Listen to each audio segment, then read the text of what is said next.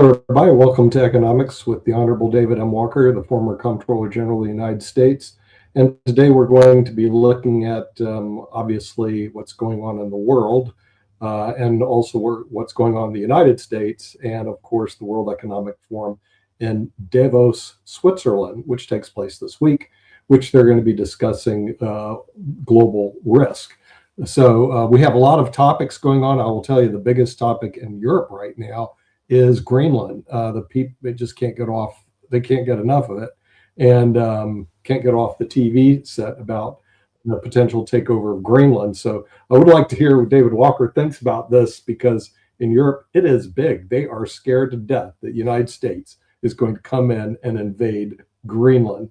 But there's going to be a big meeting in Davos, Switzerland this week. So we have a lot of things coming up, plus the tariffs by the Supreme Court, whether or not these tariffs can exist. So, David, you have your plate full today between Greenland being taken over, Venezuela being kicked out and taken over, and the meeting in Davos to discuss all of this, where the Europeans are going crazy, if you're over here listening to European television, about Greenland being taken over by the United States of America. So, with that, we'll bring in the Honorable David M. Walker, the former Comptroller General of the United States, to discuss these very important topics. All right, Nick, good to be with you. I actually had a haircut this morning. I think they took a little bit of too much off the top, but we'll go on to this more important topic. Let me start with Greenland. I think it's important to have a little historical context. The United States offered to buy Greenland in 1946 for $100 million worth of gold. And, you know, obviously, if you adjust that for inflation, the number is different. If you adjust it for the value of gold, you get to a much bigger number, because gold has gone from $35 an ounce to about $4,000 an ounce. So this is not the first time the United States has tried to buy Greenland. Secondly, most people don't know, but the people of Greenland have the right to secede from Denmark. Unlike a state in the United States, you don't have the right to secede under our Constitution. In fact, we fought a civil war over that from 1861 to 1865. But Greenland, and interestingly enough, the provinces of Canada have the right to secede from Canada, just as Greenland has the right to secede from Denmark if the people so choose. Now, the interesting footnote on that is that the Parliament of Denmark must approve the secession, although if the people in Denmark voted to secede, it would be hard to see how the Parliament of Denmark would say no, since in effect they would be undercutting the will of the people. Look, my personal view is that Greenland does have national and economic security implications, but there is no current national security threat with regard to Greenland. My personal view is that it would be absurd for the United States to, quote unquote, invade Greenland. And I think there's virtually no chance that the United States will invade Greenland. On the other hand, I do think the United States has a legitimate national security and economic security interest with regard to Greenland, not only today, but increasingly over time, as Russia and China become more active in the Arctic region, and given the geopolitical and strategic importance of Greenland as it relates to such items as intercontinental defense, if you will, and also trade routes that are increasingly opening up in the Arctic because of the melting ice. But in my view, that's something that ought to be negotiated. It's hard for me to believe that Denmark wouldn't be willing to give U.S. extensive rights for military operations in Greenland. It's in their interest. They're a NATO ally. They don't have the ability to do it. Secondly, it's hard to believe that Greenland and Denmark wouldn't be willing to give the United States and private sector entities significant ability to extract rare earth minerals from Greenland, which is important because both the United States and many Western nations are unduly dependent upon China for rare earth materials and processing, and that's got to change. It needs to change sooner rather than later. My personal view is that when President Trump talks about imposing additional tariffs on European nations that don't support his desire to acquire Greenland, that those tariffs would not withstand scrutiny by the Supreme Court. And you rightly point out that the Supreme Court has an important case dealing with tariffs before it. I've said before, and I'll say it again, I think there's three categories of tariffs. One category is bilateral or multilateral negotiations. Those will stand. There's no reason the Supreme Court would overrule those. The second are tariffs that are based on significant national security or public health issues that are clear and present. I think the court would likely give the president more flexibility on those.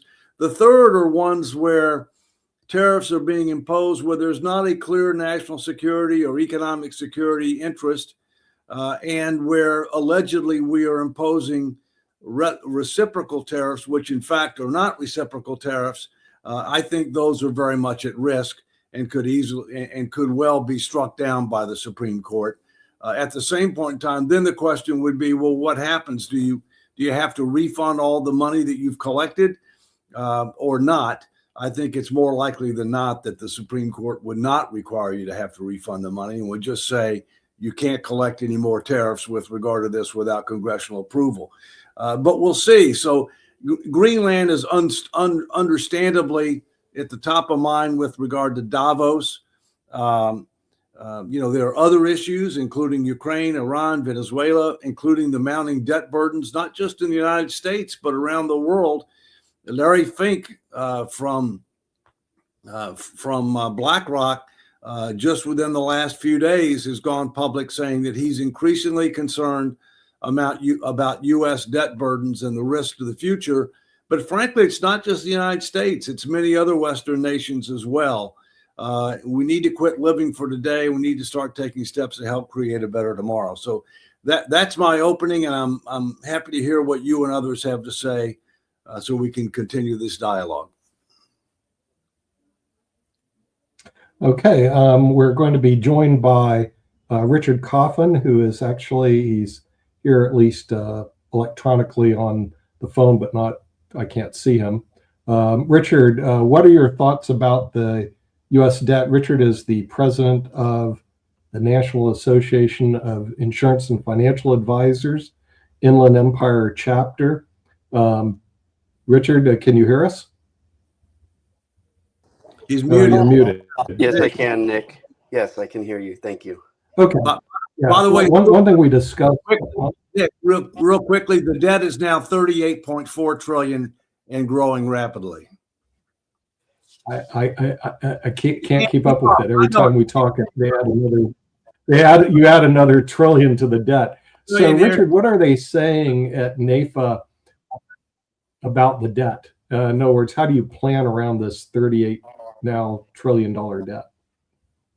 Well, I kind of follow personally the mindset of people like David McKnight and kind of what they're preaching about the power of zero and trying to get your clients into a situation where they are at a tax rate that's more favorable for their situation as opposed to the debt situation that's going on in the United States. So I'm an insurance practitioner by trade. So that's what I'm trying to do, is trying to take, some of their,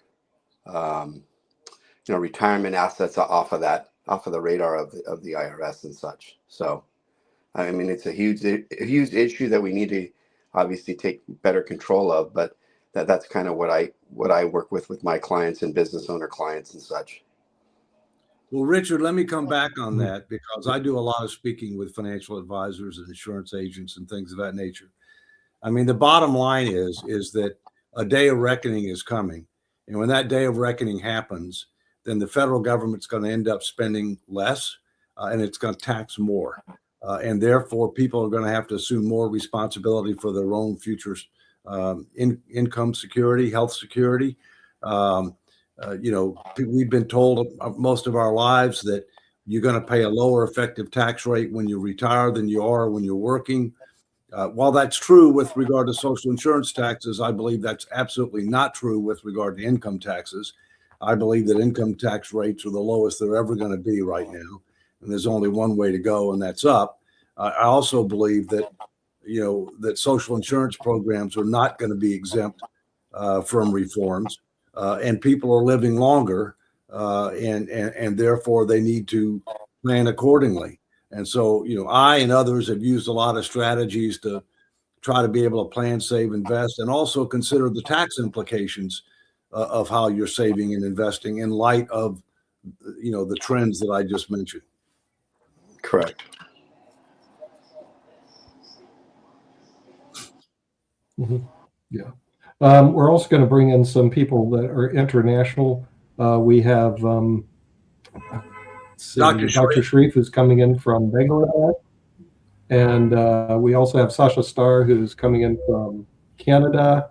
Dr. Sharif, I don't know if you're following what's going on in Davos, Switzerland this week. They're going to have the World Economic Forum. And I know you run the World Talent Economic Forum out of Asia. What are your thoughts about the World Economic Forum and the global risk that they're going to be discussing this week in Davos? Yeah, thank you. This is a very good sessions, and I learned a lot from Honorable David Walker, Nick Palveda, and all of the speakers. World Economic Forum published the Global Risk Report each year based on the survey of experts from the government, business, academia, and civil society, and it actually brings some sort of economical confirmations, and it provides some sort of conflict in between this around the world, extreme weather events, social polarization, misinformation, disinformation, what I discuss regularly about in this POT TV. These are the economic growth, global supply chain, investment risk, policy response, and this year we are observing Trump administrations with all of his colleagues, they attend in this event, and all of the big peoples and big corporations and everything, they actually join in these things. And hopefully it will be very successful, because this successful collaborations and other things is very important. But question is about how we observing the global challenges, specifically with this tariff. Secondly, with different kind of war and unstable economies and other things. And what we see right now, we are not united world. We have a lot of conflict. Iran has conflict. In South Asia, India, Bangladesh, Pakistan has conflict. In Middle East, there is a lot of conflict. In Africa and other countries. Actually, what is the challenges, what I'm observing and what I'm trying to solve with my World Talent Economic Forum? Understanding the people need is the most important factor for this global leader. And they fail to understand these things effectively. The big corporations, the government agency, the big leaders, United Nations, World Economic Forum.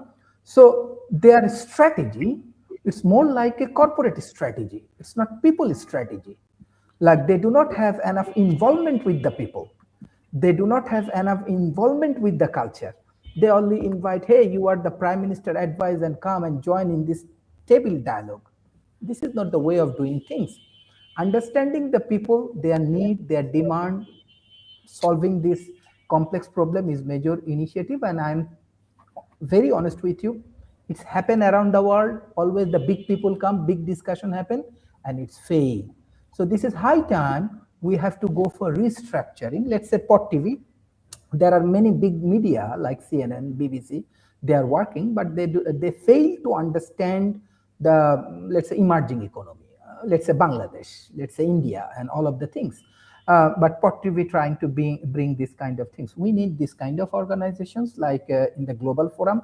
We need real involvement, grassroots level community involvement in these forums, and we need good leader who has ability to solve the problem, not based on money, based on ethics. That is some of the missing point. I'm happy World Talent Economic Forum, definitely we are not so big, but we are happy. We are engaging with millions of people. They are supporting our initiative, and we are helping at least people. Right now, we are providing free education, free healthcare, and food for my communities. Maybe it's very small, but step by step we will grow. And thank you, Nick Palveda, for this kind of dialogue. This is extremely important for open society. Nick, let me jump in if I can. Piggyback on something that Dr. Sharif said. One of the things that I find is, at least in our country and potentially other countries, our elected leaders do not engage with the public enough with regard to the facts, the truth, the tough choices that we face. They're living for today. They're not taking steps to help create a better tomorrow. They're not addressing some large, known, and growing challenges that only get worse with the passage of time.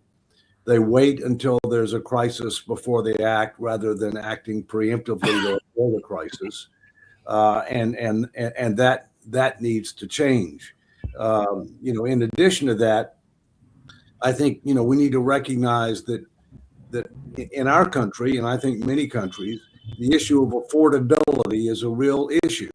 They're concerned about the cost of food. They're concerned about the cost of energy, housing, healthcare, childcare. These are basic fundamental things that people are concerned about, and they want to know what government is going to do to try to be able to address them. We also have a number of global issues that have to get focused on now. In addition to the debt issue, we have the implications of artificial intelligence. We have the immigration issue. We have the supply chain issue. Yes, there are security issues that we need to be concerned about around the world as well, not just ones that are hot right now, but ones that could become hot, such as Taiwan, depending upon what the situations are going forward. And so, we're in challenging times. We need to recognize the reality that we need to start dealing with some of these issues in advance, rather than waiting until they're boiling over, which all too frequently is how politicians deal with things. Excellent. And by the way, Sasha. Okay. Well, we're going to go to Canada now. Yeah, he looks kind of Hollywood today. Look, he's kind of Hollywood today. I'm in Curacao right now. I saw that. I'm not in Canada for sure. Yeah, okay. I know it's so bright and hot up in Canada. Yeah. Minus 25 or so. Listen, I will be much more direct than all of you. Sorry to say you that. There is one problem that nobody mentioned so far for the United States and the rest of the world. The name of the problem is the President Donald Trump. He failed miserably at domestic issue, at foreign issue. He lost one of the pillars of the United States of America that you, David, mentioned in your book. It's a soft power. It's been killed. There is no more soft power of the United States of America. So now it's involved in hot conflicts, in tariffs issue against top 8 European countries. He threatens tariffs from February 1st. Guess what? There's a rude awakening. Europe before this time, they were trying to talk to Trump to get him back into normal situation as it was since the end of Second World War. No more. It's a strict retaliation against the United States. Canada, Japan, South Korea, China, they're all ready to join forces and completely isolate America. Europeans stopped buying worth $360 billion worth of US arms.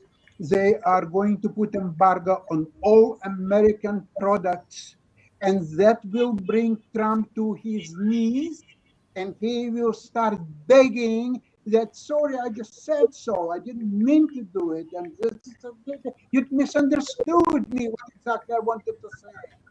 No, my friend, enough is enough. Now it's a payback time, baby, and you have to get responsibility for all the garbage that's coming from your mouth. That's the situation here and there right now. And the payment, it's already been studied that all these tariffs, whether they're legal or not, up to Supreme Court, they are being they're being paid by American people. That's what's happened with the tariffs. It's additional tax. All his promises that he's bringing $1 trillion worth of investment. Show me at least one investment materialized. Show me one of the factories that being built with these trillions of dollars. None. It's all talking. He's failing American people, and the only thing what they can do is to get midterm election and get his cronies Republicans out of House, Senate, and wait another 2 years until they will get back presidency as well. That's the only thing what can help America, nothing else. And that is engage brain before mouth is in motion. Mm-hmm. That's what Trump has to do. No, Engage brain, but there is none. I agree. National Guard. It went to the Supreme Court. So I wouldn't be surprised if the tariffs actually go against them. But I agree with David. It'll probably be several different parts to the tariff. What do you think, Rick? I had a quick thought, and I definitely want to get from same Richard question. and everything like that. Richard Coffin. Okay, we have Donald Trump and his team going to the World Economic Forum in Davos, Switzerland. Elon Musk will not be there because he goes, it's a waste of time. But Trump, Rubio, and his team to buy Greenland from the Europeans, especially Denmark, who has control. What is your thoughts on this, Richard Coffin? Unmute yourself, please. My thoughts are good luck. To do your best. I really have no comment on this. It's kind of out of my my wheelhouse as far as what I would deal with, but just the best to him. Let me point out a couple things that everybody has been pointed at. We've had treaties with Denmark and Greenland since 1941 that allow us to do whatever we want in Greenland. In 1945, we had 17 military bases all across. And as the Cold War went on, that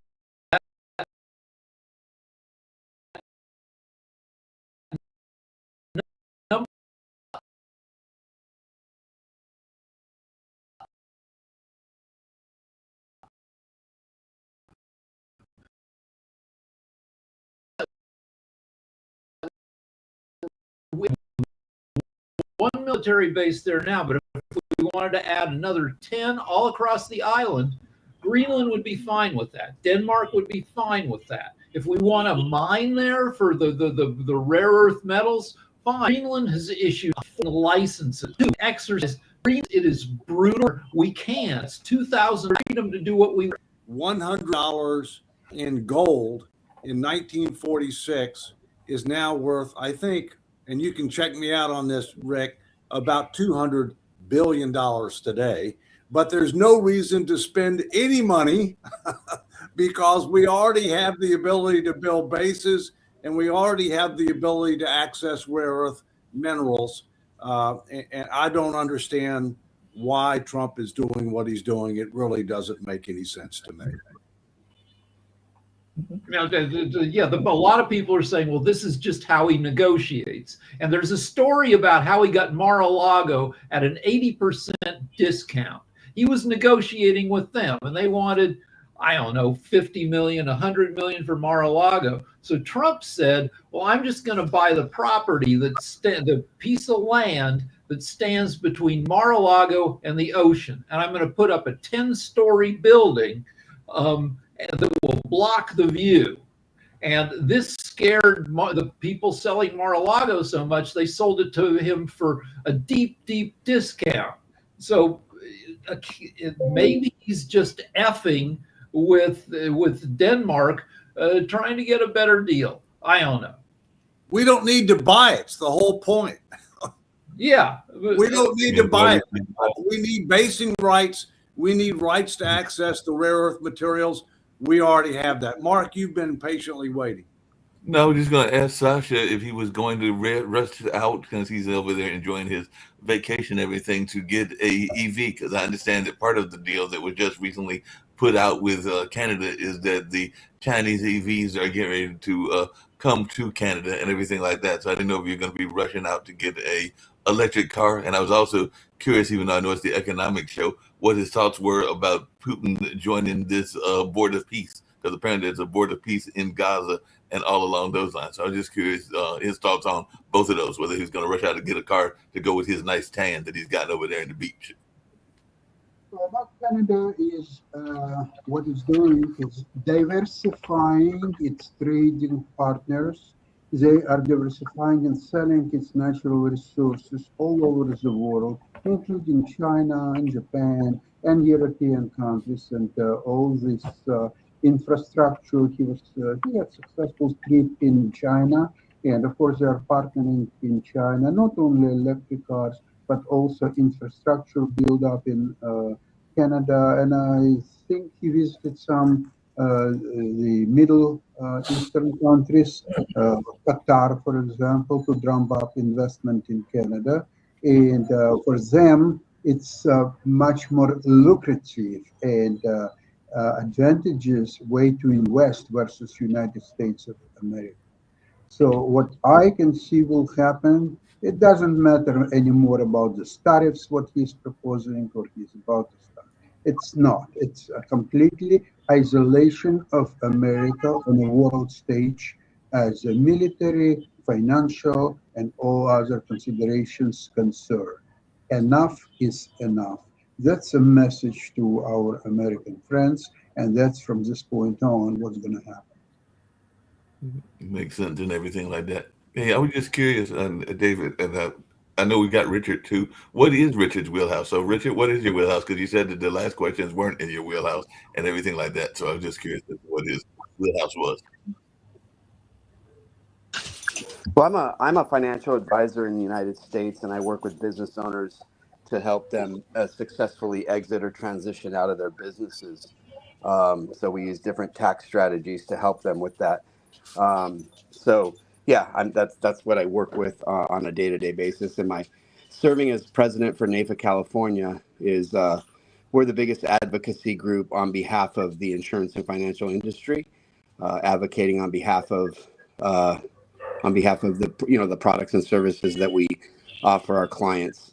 And yeah, that's what I do. That's what I work with on a day-to-day basis. Mark, stated differently, he's microeconomics instead of macroeconomics. Gotcha. Exactly. Yeah.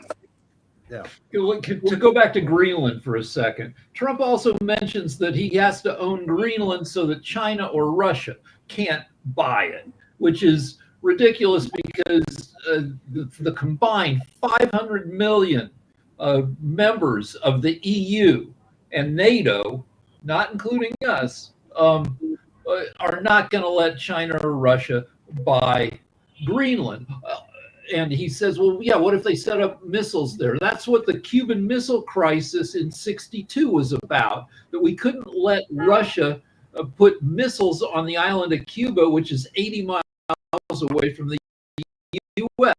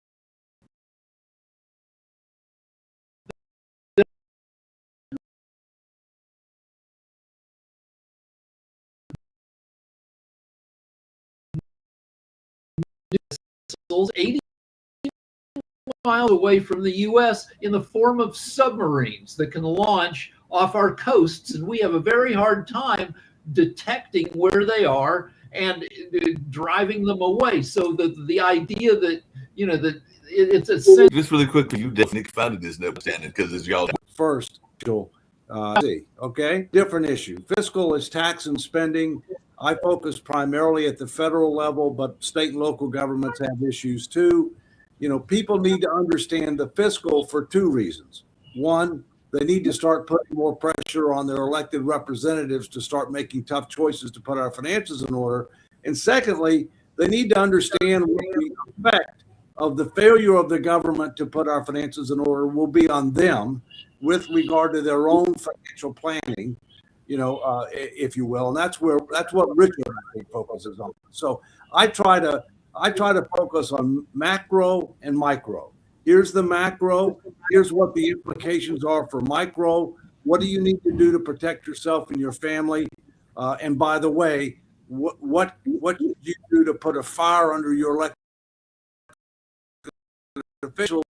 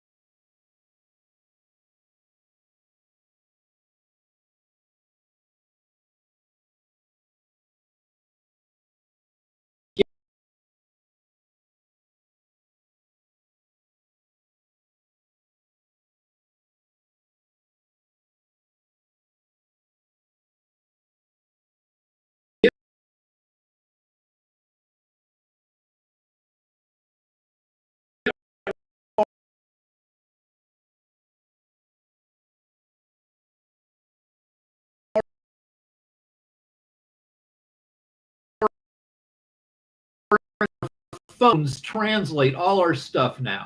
I took 5 years of French, junior high and high. I can't speak French. It was wasted time.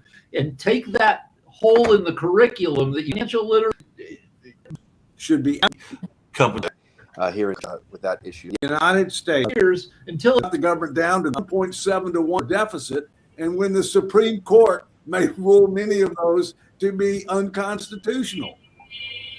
I would also add that I think the Trump battleship to shoot hypersonic missiles is one of the other dumbest things I've ever heard of, given the fact that you've got total visibility over the battlefield as long as it's above the surface. The only thing you don't have total visibility on, which we've touched on earlier, is submarines. Jacoby got a question, but he's on mute. I think we're kind of glossing over a few things as well, because honestly, even though Sasha may have sounded extreme in what he was saying, honestly, he's hitting on a point that we're missing. Because of the relationships that are getting frayed based on what's happening, that has caused, and this was covered by some other news organizations as well, that has caused for other nations to begin to actually work together. For example, Canada and their exports are a lot different. You have China, which was supposed to be hit by a deficit in their, a trade deficit. No, they have a huge trade surplus. They're dominating the world right now with their trade surplus. So when we're fraying these relationships right now, even though we're saying, oh, well, it's just going to be 3 years and then we change things, it takes longer to build a bridge than it does to burn a bridge. Yeah, I agree with So that. in that building, we're losing a lot of connections with the world that we should keep. So I think what Sasha's saying is very valid, and I don't think we should just gloss over that. also, it's also letting about the air out of the dollar. Yeah, we lose those relations. Also, another thing that we're forgetting is even when we're ranting and raving about, oh, well, the GDP is high and blah, blah, blah, we're in a K-shaped economy. So the individuals, when we're talking about, that need to go to the grocery store or need to learn financial literacy or need to learn these little bitty things and they'll be okay. It's not that easy right now, especially with the way the economy is going and the way that it's breaking down. So there are a lot of people who are struggling and being hurt, living check to check, are now starting to go bankrupt. Right now, I think we're sitting at a 15 or a 20-year high on companies filing for bankruptcy. And so we're missing a lot by glossing over these things and saying that, oh, well, the GDP is great. Woohoo! No, you need to go below GDP. The fact of the matter is, and Rick can check me on these because he's so good at doing the research quickly. I think about 60% of households are living paycheck to paycheck. Okay. In addition, I think Richard already mentioned the low percentage of people that have an adequate amount of savings for emergencies. Okay. And who don't have adequate retirement savings, especially given the fact that they're likely to live longer. Okay. There are a number of we have growing gaps between the haves and the have-nots. There's no question about that. And that's a very serious issue that we need to come to grips with. The middle class is getting squeezed because we have programs to deal with the poor and the disabled. The wealthy they're going to be okay no matter what the situation is. And so the middle class is who gets squeezed. It depends on your definition of paycheck to paycheck. Also, the poor and disabled programs that you're talking about are also getting cut. What percentage? It depends on your definition. Yeah. If you do a strict definition, it's like 29%. But a different definition gives you 70%. But I can tell you, just from the vibe of the country, that 90% of the country feels insecure. And also, and like I said, but those programs that we had to deal with the poor and disabled, they're also being squeezed and cut. So we're in a position where, again, I know Nick puts up the GDP is up, but that doesn't help people who living paycheck to paycheck, poor and disabled, because I mean, all these things we're missing. What a lot of people are concerned about what the implications of AI are going to be too on their job security, and there's no question about that. All right, it's going to be positive and negative, but people, we're going to need more people to be able to quality control and analyze what AI does, but we're going to need a lot fewer people that all they're doing is doing research and doing work activities. And it's not just AI, by the way, it's robotics. Robotics is going to end up replacing a lot of things. There are a number of countries that are ahead of that, one of which is, for example, is Japan in dealing with elder care. And a lot of robotics to try to be able to help in that regard. Honorable David. It was Dr. Tane and then Sharif. Dr. Sharif, it's Dr. first. Growth of GDP. This is highly misleading number because most of that number reflects artificial intelligence, and one company like NVIDIA is investing $5 billion in another company that is tied up with it and producing certain elements for NVIDIA. So this is meaningful for American people. They don't give a damn about this NVIDIA buying $5 billion worth of another company. But this is all creates this $4.3 billion, 4.3% of gross GDP.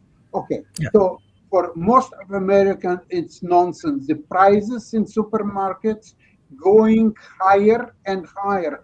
That's what affects most of American people. Coming back to Greenland, Trump sent a letter to Norwegian president that he is accusing that what's going on with Greenland, it's because Trump was not given Nobel Peace Prize last year. So this is implicating that what Trump is doing is not for America, it's for himself.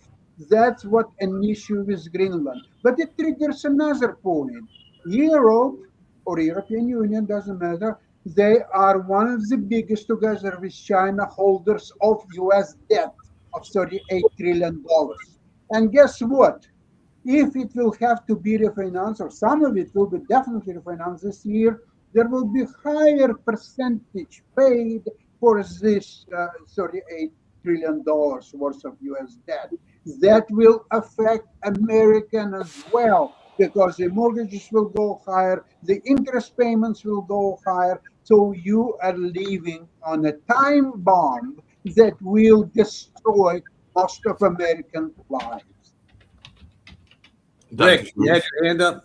Yeah, I go back to AI. So yesterday, I'm watching football. And I asked AI, what's up with fumbles? And AI immediately wrote me a term paper on what's going on.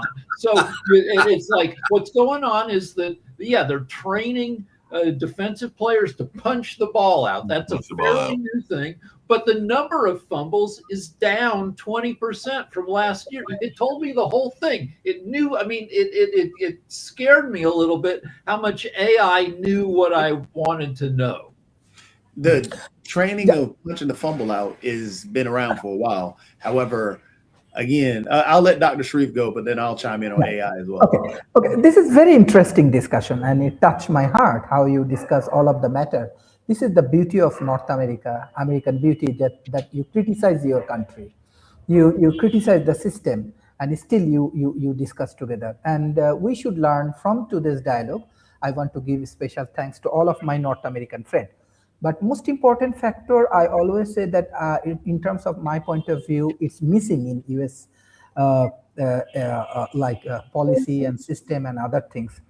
What I'm observing right now, USA has challenge, okay, but it's not like what we see after Second World War, like Japan, like USA destroy all of the things in Japan, then they become economic superpower. So I think USA right now in that position like Japan, what happened in after Second World War in Japan. So why I'm bringing this point, like USA, definitely they have world best military. They have all world best universities. They have all world best economical institution, financial institutions, and everything. But how come, and you have a lot of talent people. I meet a lot of talented people in North America, and all of the people are very kind, very generous, and very intelligent. But how come last 10 years, including Biden administrations and everything, USA choose a most powerful country, choose president like this? And that is the point. Beside you just focus all of your energy and everything to AI, you should build up next generation leader, political leader, who can take the lead, who can take care of world best military, who can take care of world best biggest economy, who can take care of world best institutions and everything. So that's why it's not like discussion. I'm taking action. I'm a man of action with St. Edward University, with California Institute of Management and Tando, my institutions, with Japan, because Japan is one of the beautiful place for intellectual activities and capacity. And Japan Vice Minister Yamanaka also in my teams, and some intelligence like Sheridan Tatsuno's, and they are in my team. We are developing this leadership program. So we love to build up 1,000 leaders for this world next 5 years. But honestly speaking, I feel very bad. USA has so much of talent, so much of intelligence, but how come they choose president like this? They should bring all of the talented people. Maybe Dev Walker, you can be the next presidential candidate, or Nick Palveda, or anyone from this talented group of people. Well, let me mention this. I don't really want to talk about individuals, but I will say that one of the things that our country needs to focus much more on, that used to be one of our founding principles, and that was focused on by our nation's founders, is the issue of stewardship. As a leader, whether you're in the private sector, the public sector, or the not-for-profit sector, your job is not just to generate positive results today, not just to leave things better off when you leave than when you came, but to leave them better positioned for the future. And I will say, whether you're a Republican or a Democrat or whatever is irrelevant, because the fact is, in the last 20 years or so, and both the Democrats and Republicans have been in charge for the last 20 years or so, we've been discharging our stewardship responsibilities. And that concerns me deeply. And I'm hoping that we can get more young people informed and involved, because they're the ones that are going to pay the price. They're the ones that are going to bear the burden of the failure to focus on stewardship. Let me mention one last thing quickly. I recently did a genetic test under CRI Genetics about my background. And to my shock and surprise, Dr. Sharif, I had 1% Bangladesh. I have no idea. 1%. Oh, excellent. Amen on that, David. I totally agree with what you said. We do need to build up our younger leaders, and that's what NAFA tries to do. We have a Leadership in Life Institute course that you're able to take as a member of this association, and it does think of the end in mind, right? So that's very important, and I think that's where we're missing the mark here with our last three presidents being the elder statesmen that they are. We really need younger people involved in that arena. I totally agree. USA need to practice this talent economy. They have to. There is a theory that Trump started all this story with Greenland and tariffs right before the forum in Davos. Why? Because in Davos, issue number one was helping Ukraine. And Trump wanted to derail this by starting all the story with Greenland and tariffs and so on. And you will see at Davos, the Greenland issue will die, the tariffs will die. It's a typical situation when Trump will chicken out again, as always. That's all there is to it. So don't worry, my friends. Everything will be okay. I'm glad you're not worrying, Sasha. You seemed pretty worried before. Yeah, it's good to have friends in Canada. Just remember that. Yeah. I'll talk more about it tomorrow on Ukrainian show at about the same time. Yeah, well, he's meeting Zelensky in Davos later on this week, I believe, Sasha. So we'll see what happens with the Ukraine. It's it's yet to be played out. The whole game is not over until it's over, and we're not in the fourth quarter yet. Hate to tell everybody, we're in the first quarter. Would that be correct? And my view has not changed. Yeah. It's going to. We have 3 more quarters to go, so it'll keep it interesting, and certainly we'll keep it interesting on the Pod TV network. So we do want to thank our guest, Richard Coffin, who's the president of NAFA and the Inland Empire, and also we want to thank David M. Walker, the former Comptroller General of the United States, and our panel in the United States and around the world. And we'll see you next week on Economics with the Honorable David M. Walker. Stay out of debt. That's all I can say. USA, stay out of debt. We'll see you next week. Bye-bye. Thank you, Nick. Thank you, everyone.